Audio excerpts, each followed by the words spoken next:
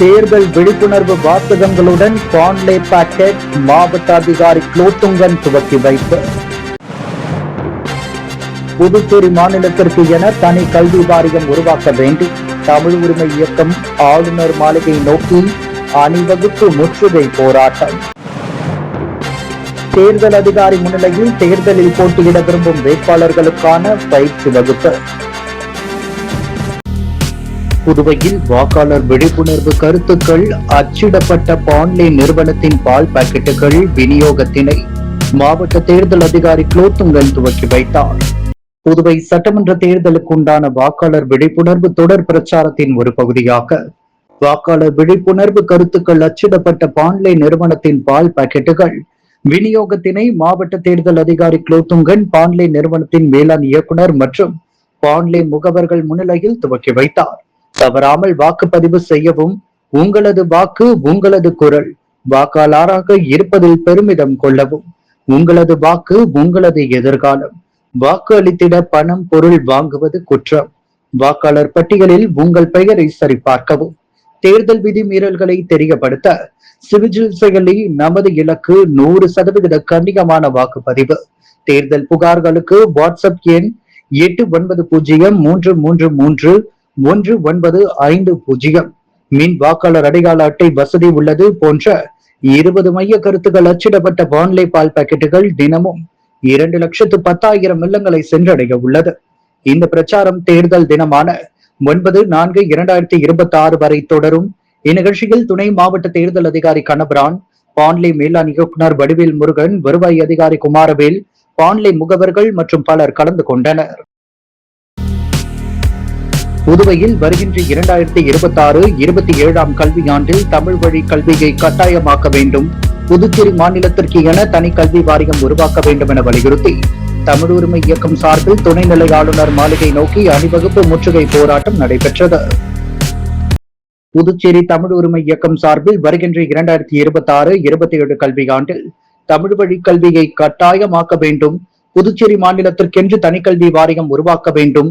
தமிழ் வளர்ச்சி துறையை ஏற்படுத்த வேண்டும். தாய்மொழி தமிழை அழிக்கும் புதிய கல்விக் கொள்கையை மத்திய இடைநிலை கல்வி வாரியம் பாடத்திட்டத்தை முற்றிலுமாக கைவிட வேண்டும்.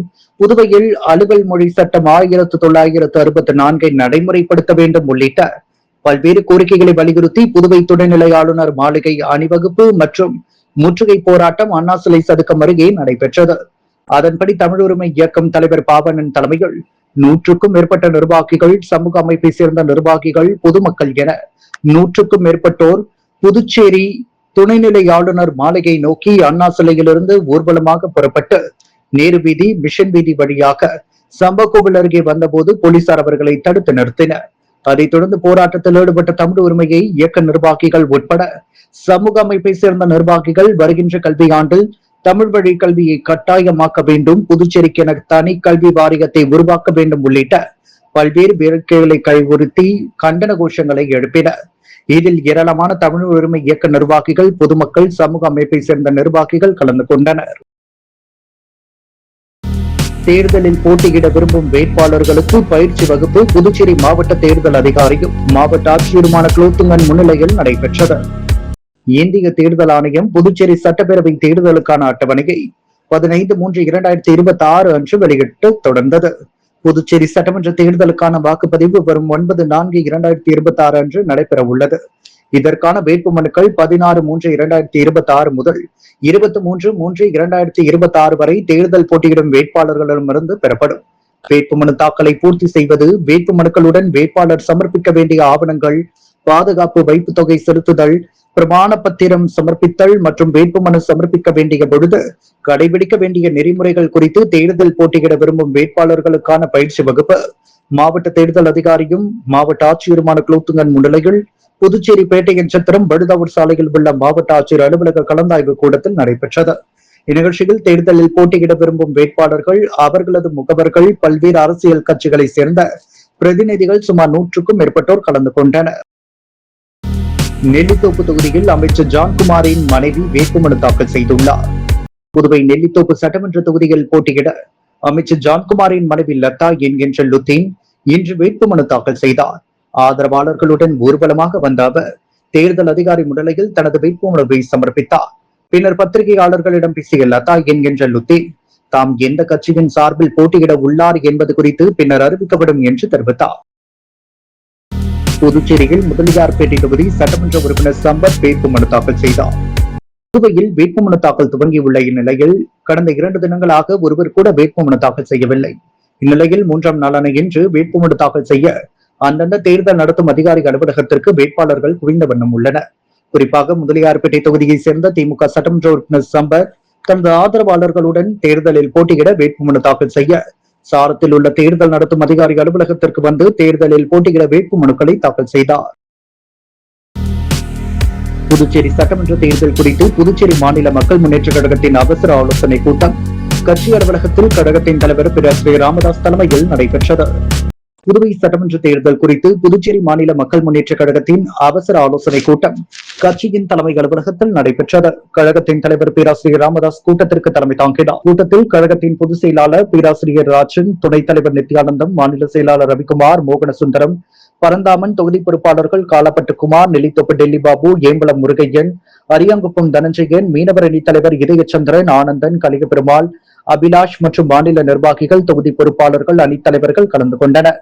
புதுவை மாநில சட்டமன்ற தேர்தல் அறிவிக்கப்பட்டுள்ள நிலையில் தேர்தலில் நிற்பது பற்றிய பல்வேறு கருத்துக்கள் இக்கூட்டத்தில் வெளியிடப்பட்டது.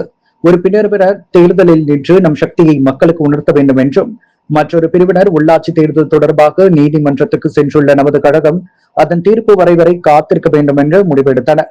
மேலும் இந்த சந்திப்பு கூட்டத்தில் கழகத்தின் தலைவர் பேராசிரியர் ராமதாஸ் அறிவிப்பார் எனவும் ஒருமனதாக தீர்மானம் நிறைவேற்றப்பட்டது. Socialist unity centre of India communist கட்சி சார்பாக காமராஜ் நகர் தொகுதியில் கட்சியின் மாநில செயலாளர் வழக்கறிஞர் லெனின்துரை வேட்பாளராக போட்டியிடுகிறார். அவரை ஆதரித்து தேர்தல் பணிக்குழு கூட்டம் நடைபெற்றது. தேர்தல் பணிக்குழு கூட்டம் கட்சியின் மாநில குழு உறுப்பினர் முத்து தலைமையில் நடைபெற்றது. கவிஞர் தமிழ்வழி கல்வி வட்ட ஒருங்கிணைப்பாளர் வரவேற்புரையாற்ற ஏஐயுடியூசி மாநில செயலாளர் சிவகுமார், ரெயின்போ நகர் நலவாழ்வு சங்கத்தின் தலைவர் சண்முகம், வழக்கறிஞர் ரத்தினம், வழக்கறிஞர் சந்திரமோகன், கவிஞர் குமாரவேலு, தவமணி, நகர் குடியிருப்போர் நலவாழ்வு சங்கத்தின் தலைவர் ரகுபதி, சுவாமி பிள்ளை தோட்டம் காமராஜர் நகர் இளைஞர் நற்பணி மன்றத்தின் தலைவர் ரவி, அணைக்கரை மேடு மணிமாறன், வழக்கறிஞர் ஆறுமுகம், சக்ரதாஸ், நகர் கணேஷ், தொழிலதிபர் கந்தசாமி, சத்யா, சாமி கண்ணு, ஆட்டோ சங்க தலைவர் ராபர்ட், நடைபாதை வியாபாரி சங்க தலைவர் சீனு, அகில இந்திய ஜனநாயக மாணவர் சங்க தலைவர் சுதாகர், சமூக ஆர்வலர் மலர்பாணி, மாணவர் சங்க தலைவர் திவ்யா மற்றும் சட்டக்கல்லூரி மாணவர்கள் கலந்து கொண்டனர். வேட்பாளர் வழக்கறிஞர் லெனின்துரை நிறைவுரை ஆற்ற வேட்பாளர் லெனின்துரை வருகின்ற வெள்ளிக்கிழமை அன்று ஊர்வலமாக சென்று வேட்புமனு தாக்கல் செய்வது என்று முடிவெடுக்கப்பட்டது. வருகின்ற சட்டமன்ற தேர்தலையொட்டி வங்கிகள் தேர்தல் காலத்தில் பின்பற்ற வேண்டிய நடைமுறைகள் குறித்து மாவட்ட ஆட்சியரும் தேர்தல் அதிகாரியுமான குலோத்துங்கன் தலைமையில் ஆலோசனை கூட்டம் நடைபெற்றது. புதுச்சேரி மாவட்ட ஆட்சியர் வளாகத்தில் மாவட்ட நிர்வாகத்தின் சார்பில் தேர்தல் அதிகாரி குலோத்துங்கன் தலைமையில் புதுச்சேரி மாவட்டத்தில் செயல்பட்டு வரும் அனைத்து வங்கிகளின் மேலாளர்கள் மற்றும் தொடர்புடைய அதிகாரிகள் கலந்து கொண்ட ஆலோசனை கூட்டம் நடைபெற்றது. ஆலோசனை கூட்டத்தில் முதுநிலை காவல் கண்காணிப்பாளர் கலைவாணன் உள்ளிட்ட தேர்தல் துறை அதிகாரிகள் உடனிருந்தனர். புதுச்சேரி சட்டமன்ற பொதுக்கூட்டத்தில் 2026 அறிவிக்கப்பட்டதன் தொடர்ச்சியாக இந்திய தேர்தல் ஆணையத்தின் வழிகாட்டுதல்படி தேர்தல் நன்னடத்தை விதிமுறைகள் அமலுக்கு வந்துள்ள நிலையில் வங்கிகள் தேர்தல் காலத்தில் பின்பற்ற வேண்டிய நடைமுறைகள் குறித்து இக்கூட்டத்தில் விரிவான ஆலோசனை மேற்கொள்ளப்பட்டது.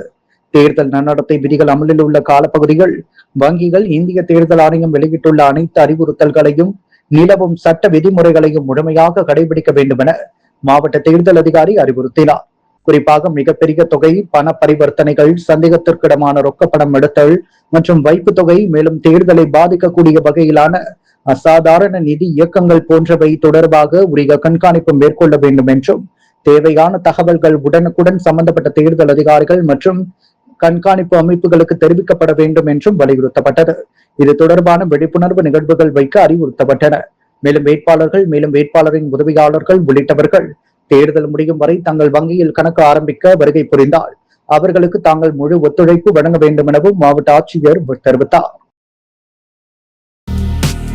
புதுச்சேரி அரசியலில் மாற்றத்தை ஏற்படுத்தும் நோக்கில் செயல்பட்டு வரும் 10 ரூபாய் சட்ட இயக்கத்தின் நிறுவனர் ரகு இன்று தனது வேட்புமனுவை தாக்கல் செய்தார். புதுச்சேரி தட்டாஞ்சாவடியில் உள்ள தேர்தல் நடத்தும் அலுவலர் அலுவலகத்தில் அரியாங்குப்பம் சட்டமன்ற தொகுதியில் போட்டியிடுவதற்கான தனது வேட்புமனுவை ரகு அதிகாரப்பூர்வமாக சமர்ப்பித்தார். மனு தாக்கலை முடித்துவிட்டு வெளியே வந்த அவர் அங்கு திரண்டிருந்த பொதுமக்களுக்கும் ஆதரவாளர்களுக்கும் இனிப்புகளை வழங்கி தனது மகிழ்ச்சியை பகிர்ந்து கொண்டார். பின்னர் செய்தியாளர்களிடம் பேசிய ரகு, அரியாங்குப்பம் தொகுதி மக்கள் என் மீது மிகுந்த நம்பிக்கை வைத்துள்ளனர். இந்த தேர்தலில் நான் வெற்றி பெற்று மக்கள் பிரதிநிதியாக தெரிவு செய்யப்பட்டால் அடித்தட்டு மக்களின் வாழ்வாதாரத்தை மேம்படுத்த முன்னுரிமை அளிப்பேன். வறுமை கோட்டிற்கு கீழ் உள்ள மக்களின் முன்னேற்றத்திற்காக அனைத்து விதமான மக்கள் நலத்திட்டங்களையும் தொகுதிக்கு கொண்டு வருவேன். அரியாங்குப்பம் தொகுதி மக்கள் தனக்கு முழுமையாக ஆதரவை வழங்கி ஒரு மாற்றத்தை உருவாக்குவார்கள் என்றுதான் உறுதியாக நம்புவதாக தெரிவித்துள்ளார். புதுச்சேரியில் வரும் ஏப்ரல் 9ஆம் தேதி தேர்தல் நடைபெறுவதையொட்டி வாகன சோதனை நடைபெற்றது. புதுவையில் ஏப்ரல் 9ஆம் தேதி சட்டமன்ற தேர்தல் நடைபெற உள்ளது. இதையொட்டி வாக்காளர்களுக்கு பணம் மற்றும் பரிசு பொருள் கொடுப்பதை தடுக்கும் வகையில் மாநிலம் முழுவதும் வருவாய்த்துறை மற்றும் காவல்துறை இணைந்து வாகன சோதனை மேற்கொண்டு வருகின்றன. இதையொட்டி நகர பகுதியில் உள்ள பெரிய கடை காவல் நிலையத்திற்குட்பட்ட SV பட்டேல் சாலைகள் போலீசால் வெறியூர் பகுதியிலிருந்து வந்த கார்களை சோதனை மேற்கொண்டனர். இதேபோன்று நகர பகுதியில் உள்ள பல்வேறு காவல் நிலையங்களுக்கு உட்பட்ட பகுதிகளில் சோதனை மேற்கொண்டது குறிப்பிடத்தக்கது. புதுச்சேரி தட்டாஞ்சாவடி தொகுதியில் போட்டியிட திமுக வேட்பாளர் நிதிஷ் இன்று தனது வேட்புமனுவை தாக்கல் செய்துள்ளார். புதுவையில் இந்தியா கூட்டணி சார்பில் தட்டாஞ்சாவடி தொகுதியில் போட்டியிடும் திமுக வேட்பாளர் நிதிஷ் தனது வேட்புமனுவை ஆதி திராவிட நலத்துறை அலுவலகத்தில் அமைக்கப்பட்ட மையத்தில் தேர்தல் அதிகாரியிடம் தாக்கல் செய்தார். காங்கிரஸ் திமுக கூட்டணியில் தொகுதி பங்கீடு முடிவடையாத நிலையில் வேட்பாளர்கள் பட்டியல் இன்னும் அறிவிக்கப்படவில்லை. இந்த நிலையில் நிதிஷ் இன்று தனது வேட்புமனுவை தாக்கல் செய்தார். பின்னர் செய்தியாளர்களை சந்தித்த வேட்பாளர் நிதிஷ் தட்டாஞ்சாவடி தொகுதியில் திமுகவின் வெற்றி பிரகாசமாக உள்ளதாக தெரிவித்தார். RLB மக்கள் முன்னேற்ற கழகத்தின் தலைமையில் 3வது அணி நாடாளும் மக்கள் கட்சி கூட்டணியில் இணைந்தது. மற்ற அரசியல் கட்சிகளுடன் கூட்டணி சம்பந்தமாக பேச 5 பேர் கொண்ட குழு அமைக்கப்பட்டுள்ளதாக மாநில தலைவர் RL வெங்கட்ராமன் தெரிவித்துள்ளார். அகில இந்திய நாடாளும் மக்கள் கட்சி கூட்டணியில் இணைந்து செயல்பட விருப்பம் தெரிவித்த அக்கட்சியின் நிறுவன தலைவர் அக்னி செல்வராஜ் தன்னை நேரில் சந்தித்து பேசினார். அப்போது புதுச்சேரியின் நலன் மற்றும் வளர்ச்சியை முன்னிறுத்தி வரும் தேர்தலில் ஒன்றிணைந்து செயல்படுவது குறித்து ஆலோசிக்கப்பட்டு 70 ஆண்டு கால ஏமாற்று அரசியலுக்கு முற்றுப்புள்ளி வைத்து ஒரு புதிய அரசியல் சரித்திரத்தை படைக்க RLB மக்கள் முன்னேற்ற கழகத்தின் தலைமையை ஏற்று கூட்டணியில் இணைந்து செயல்பட கடிதம் கொடுத்து உறுதிப்படுத்தினார். இந்த 3வது அணியை மேலும் வலுப்படுத்த மற்ற அரசியல் கட்சி, பொதுநல இயக்கங்கள், தொகுதி சமூக ஆர்வலர்களுடன் கூட்டணி பேச்சுவார்த்தை நடத்த சிவகுமாரின் தலைமையில் சிவகுமார், கோமதி சங்கர், சுப்பிரமணியன், வாசுகி ஆகிய 5 பேர் கொண்ட உறுப்பினர்களாக நியமிக்கப்பட்டுள்ளனர். இந்த குழுவினர் கூட்டணி குறித்து எடுக்கும் முடிவுகள் மாநில தலைவர் RL வெங்கட்ராமன் ஒப்புதலோடு அதிகாரப்பூர்வமாக அறிவிக்கப்படும் என்பதனை இதன் மூலம் தெரிவித்துக் கொள்வதாக கூறப்பட்டுள்ளது. புதுச்சேரி மணவெளி தொகுதியில் போட்டியிடும் காங்கிரஸ் வேட்பாளர் அனந்தராமன் இன்று தனது வேட்புமனுவை தாக்கல் செய்தார். புதுவையில் இந்தியா கூட்டணி சார்பில் மணவெளி தொகுதியில் போட்டியிடும் காங்கிரஸ் கட்சியின் வேட்பாளர் அனந்தராமன் தனது வேட்புமனுவை தட்டாஞ்சாவடி தொழில் மைய அலுவலகத்தில் அமைக்கப்பட்ட மையத்தில் தேர்தல் அதிகாரியிடம் தனது வேட்புமனுவை தாக்கல் செய்தார். காங்கிரஸ் திமுக கூட்டணியில் தொகுதி பங்கீடு முடிவடையாத நிலையில் வேட்பாளர்கள் பட்டியல் இன்னும் அறிவிக்கப்படவில்லை. இந்நிலையில் மணவெளி தொகுதி காங்கிரஸ் வேட்பாளர் அனந்தராமன் தனது வேட்புமனுவை தாக்கல் செய்தார். பின்னர் செய்தியாளர்களை சந்தித்த வேட்பாளர் அனந்தராமன் இந்த தேர்தல் குறுகிய காலத்தில் உள்ளதாகவும் வேட்புமனு தாக்கல் செய்ய குறைந்த நாட்களே உள்ளதாகவும் தெரிவித்த அவர், அனைத்து துறைகளிலும் அமைச்சர்கள் ஊழலில் ஈடுபட்டதால் மக்கள் எதிர்ப்பில் உள்ளதால் நிச்சயம் புதுவையில் காங்கிரஸ் கட்சி ஆட்சி அமைக்கும் என்று தெரிவித்தார். முத்து கோல்ட் ஹவுஸ் வழங்கும் தங்கம் மற்றும் வெள்ளி விலை நிலவரம். தங்கம் 1 கிராம் 14,460 ரூபாய். வெள்ளி 1 கிராம் 272 ரூபாய். தேர்தல் விழிப்புணர்வு வாசகங்களுடன் பாண்லே பாக்கெட் மாவட்ட அதிகாரி குலோத்துங்கன் துவக்கி வைப்பு. புதுச்சேரி மாநிலத்திற்கு என தனி கல்வி வாரியம் உருவாக்க வேண்டி தமிழ் உரிமை இயக்கம் ஆளுநர் மாளிகை நோக்கி அணிவகுப்பு முற்றுகை போராட்டம். தேர்தல் அதிகாரி முன்னிலையில் தேர்தலில் போட்டியிட விரும்பும் வேட்பாளர்களுக்கான பயிற்சி வகுப்பு. அசாதாரண நிதி இயக்கங்களை தெரிவிக்க வேண்டும், வங்கி அதிகாரிகளுக்கு கலெக்டர் குலோத்துங்கன் உத்தரவு. புதுச்சேரி அரியாங்குப்பம் தொகுதியில் 10 ரூபாய் சட்ட இயக்கம். ரகு வேட்புமனு தாக்கல், பொதுமக்களுக்கு இனிப்பு வழங்கி உற்சாகம்.